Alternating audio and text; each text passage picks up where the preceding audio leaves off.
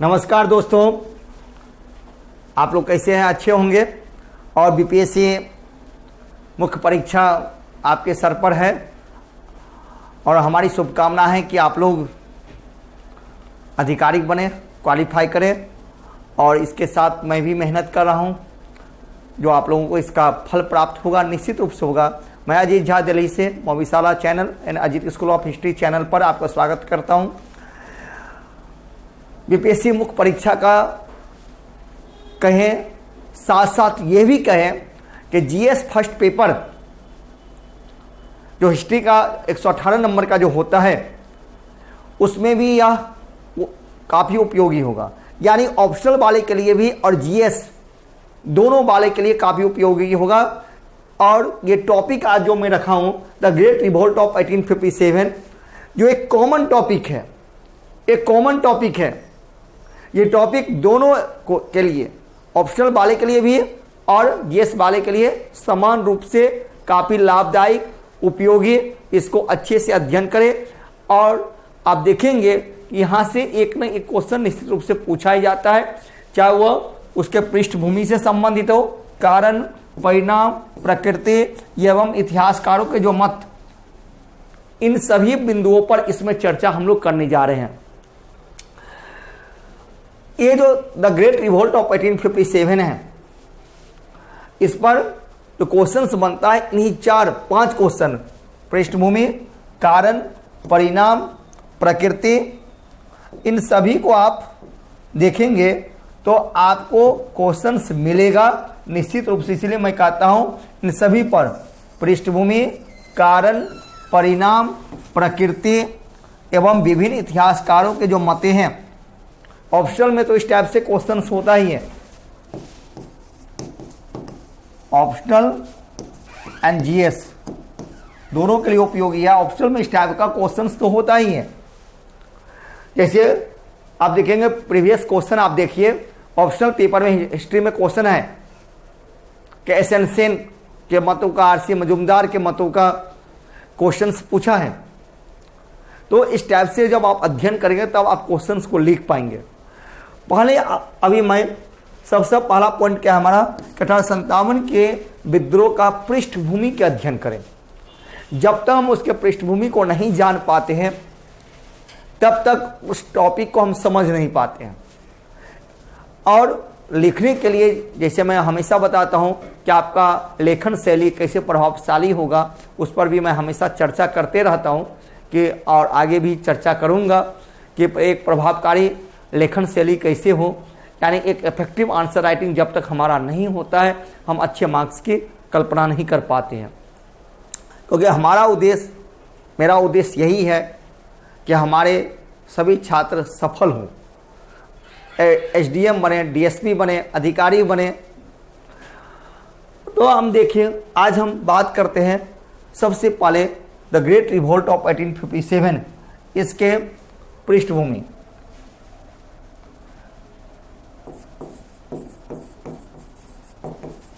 Revolt of 1857 के इसके पृष्ठभूमि को पहले देखिए।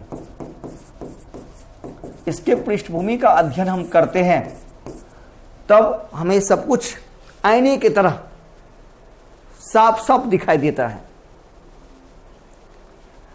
होता है कि जनरली लोग रट्टा मार दिया, लिखना स्टार्ट कर दिया और सभी बस यही समझते हैं कि ऐसे हो गया, कारतूस वाली घटनाएं थी, 1857 का विद्रोह हो गया।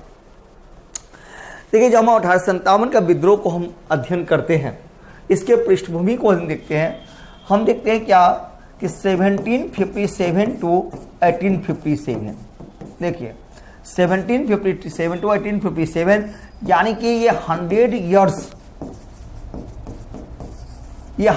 का गैप है। मैंने कहाँ से लिया? 1757 से 1857, ये 100 ईयर्स का है। अब यहां पर मैं पॉइंट उठाया 1757 क्यों 1757, क्योंकि यहीं पर क्या होता है कि बैटल ऑफ प्लासी, आपने सुना होगा, प्लासी का युद्ध हुआ था। और प्लासी के युद्ध को turning point of modern India के नाम से जानते हैं। Turning point of modern India, इसी को कहा गया है, क्योंकि आधुनिक भारत जो है, हमारा जो आधुनिक भारत का जो इतिहास है, यहीं से भारतीय हाथों से निकल करके एक यूरोपियंस के हाथों चला जाता है। वह यूरोपियंस कौन है? तो ब्रिटिशर्स सॉरी, उनके हाथों चला जाता है। इसलिए कहते हैं turning point of modern India.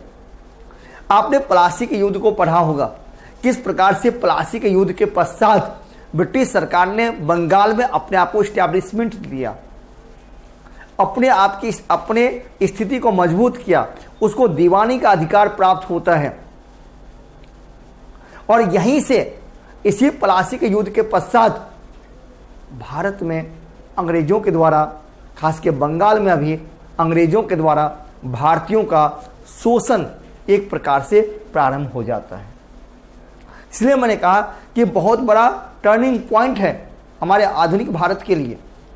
इसलिए मैं यहां से उठाया हूं कि 1757 यानी कि ब्रिटिशर्स ने बंगाल में जो अपनी पैर रखा राजनीतिक रूप से, यानी अपना जो राजनीतिकरण किया, बंगाल में जो अंग्रेजों का राजनीतिकरण होता है वो यहीं से प्रारंभ होता है। और राजनीतिकरण की नींव के साथ साथ मजबूती का जो आधार हुआ वो यहीं से होता है, जिसको और अधिक मजबूती प्रदान होता है आगे बक्सर के युद्ध के पश्चात, बक्सर के युद्ध से ही कहें, ऐसे समझने की जरूरत है। देखिए, आप किसी भी टॉपिक को अच्छे से समझ लें, उसके बाद यदि आप लिखते हैं तो आंसर काफी इफेक्टिव होता है।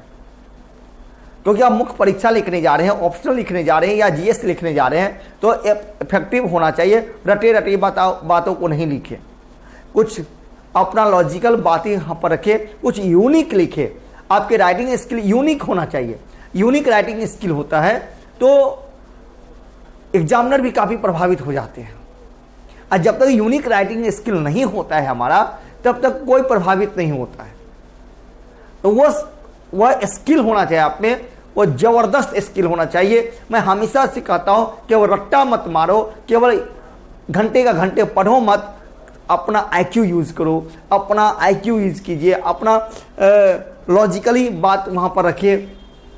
और कोई चीज पढ़ते हैं, चाहे इतिहास है, उसको हम वर्तमान से विश्लेषण कर सकते हैं, जोड़ सकते हैं। आज भी बहुत सारे आंदोलन, बहुत सारे विद्रोह कभी कभी सुनने को हमें मिलता है, हम सुन सकते हैं और उसको सुन करके, समझ करके उसको हम एक दूसरे से, अपने इतिहास से, अपने टॉपिक से उसको हम अटैच कर सकते हैं। तो आंसर क्या होगा? तो केवल इतिहास नहीं होगा, आंसर क्या होगा? वर्तमान में लाकर के उसको जोड़ करके उसमें एक नया लुक आ सकता है, नया लुक आएगा। और जब तक नया लुक हम नहीं देखेंगे तब तक वह सुंदर नहीं दिखाई देता है।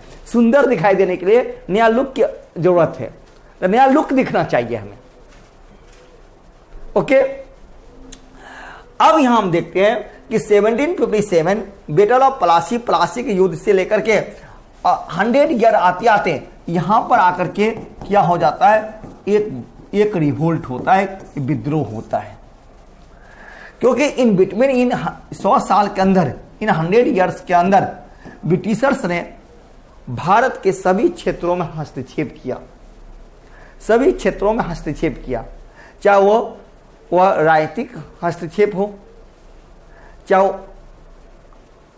आर्थिक रूप से हस्तक्षेप हो, जिसमें किसानों का, आर्टिसियंस यानी कारीगरों का, आम जनता का काफी शोषण होता है। उसके बाद सामाजिक और सांस्कृतिक हस्तक्षेप होता है, जहां पर सामाजिक लोग, समाज, भारतीय समाज के लोग, सोसाइटी के लोग काफी आक्रोशित होते हैं। उसके बाद हम देखते हैं सैनिकों में हस्तक्षेप है, प्रशासन में हस्तक्षेप है। तो इन 100 सालों के अंदर ब्रिटिश ने भारत के सभी क्षेत्रों में हस्तक्षेप किया है। और वही हस्तक्षेप जो है 1857 के विद्रोह का एक कारण बना, एक कारण बना। हम देखते हैं, यह हम सब जानते हैं कि 1857 का जो विद्रोह है वो अचानक नहीं है। वह विद्रोह जो था वो अचानक नहीं था, बल्कि एक शताब्दी के लंबे ब्रिटिश सरकार के नीतियों का परिणाम था।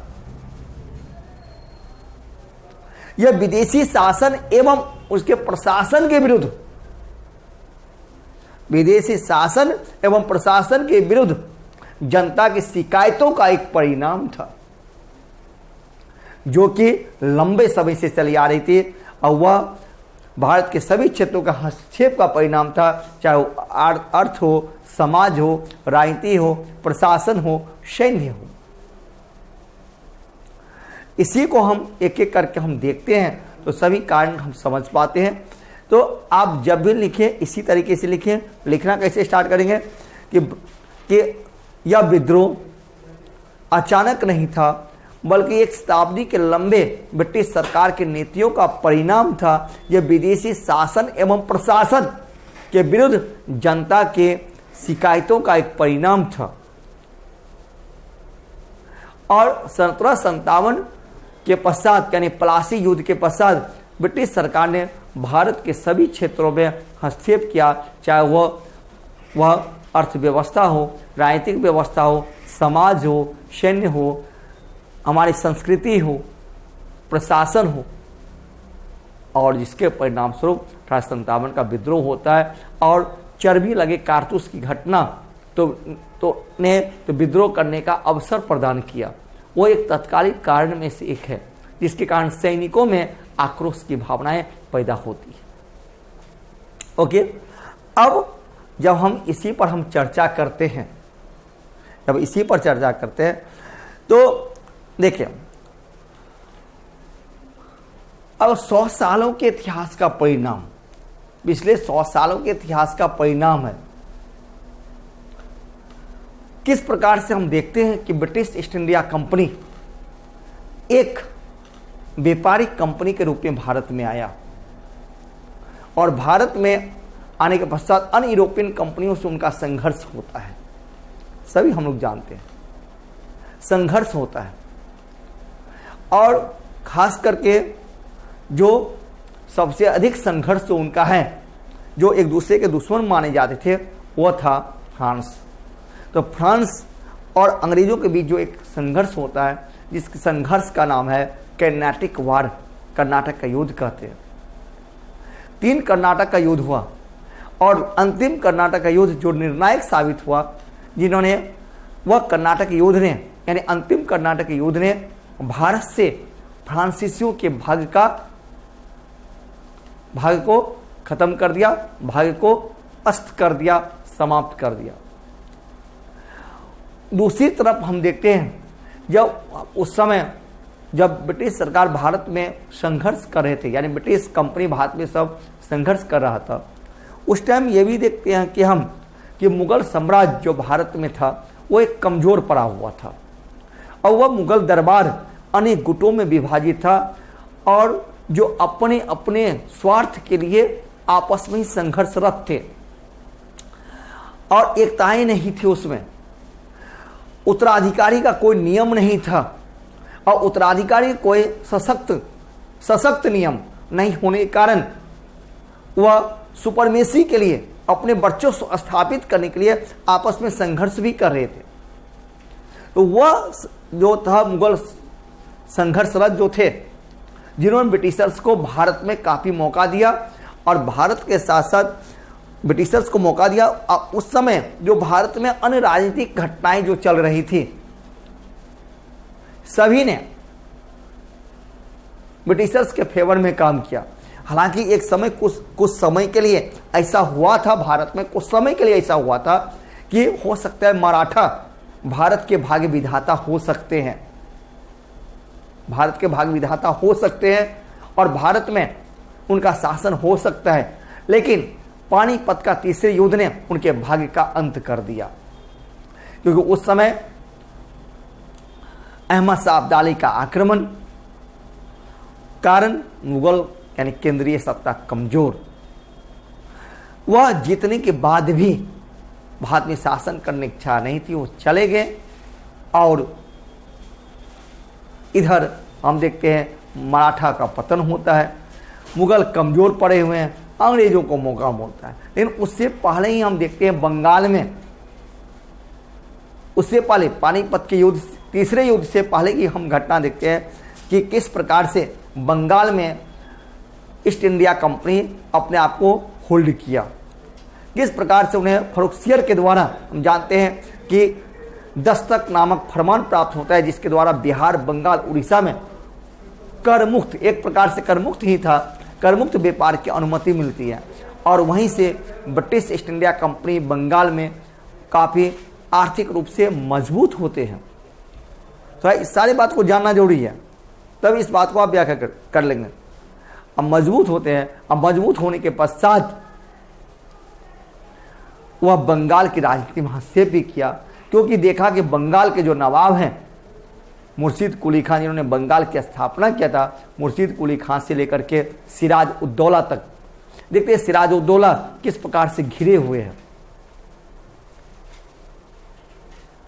और ब्रिटिशर जो एक एम्बिशियस है, रॉबर्ट क्लाइव जो एक एम्बिशियस पर्सन है, उन्होंने इस मौका का फायदा उठाया। परिणाम स्वरूप क्या होता है, प्लासी का युद्ध होता है। और प्लासी का युद्ध ने भारत में, खास करके बंगाल में, अंग्रेजों के लिए वरदान साबित हुआ। यह युद्ध उसके लिए वरदान साबित हुआ। तो ये जाना जाए। और उसी के बाद उन्हें दीवानी की प्राप्त होती है, राजस्व प्राप्त होता है और भारतीयों का शोषण प्रारंभ होता है। यहीं से भारतीयों का एक शोषण प्रारंभ होता है। एक थोड़ा सा ये हमें बैकग्राउंड को जानना हमारे लिए अनिवार्य होता है।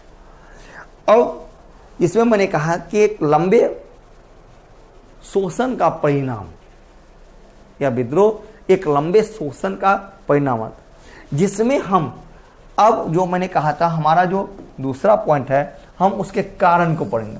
जब हम 1857 के विद्रोह के कारण को पढ़ते हैं, इसके causes of the revolt of 1857, 1857 के कारण को पढ़ते हैं। इसके बहुत सारे कारण हैं। Political reasons, economic reasons, social and culture, ठीक है, एडमिनिस्ट्रेटिव, प्रशासनिक, ठीक है, एंड मिलिट्री, बहुत सारे रीजन्स है। एंड इमीडिएट, यानी इसको हम लोग तात्कालिक कारण, अनेक कारण हैं। इन सभी कारणों के आप अध्ययन करेंगे, ठीक है। मैंने क्या, पॉलिटिकल रीजन्स, इकोनॉमिक रीजन्स, सामाजिक और सांस्कृतिक, प्रशासनिक, सैन्य कारण। जब आप लिखेंगे तो ऐसे ही लिखेंगे, सीधे लिखना स्टार्ट नहीं करेंगे, कुछ फ्लो चार्ट तैयार करेंगे। अब इसी को हम लोग एक एक करके पढ़ेंगे। पॉलिटिकल कॉजेज एंड राजनीतिक कारण किया था, मैंने क्या कहा कि सभी क्षेत्रों में उन्होंने हस्तक्षेप किया। तो हमारा जो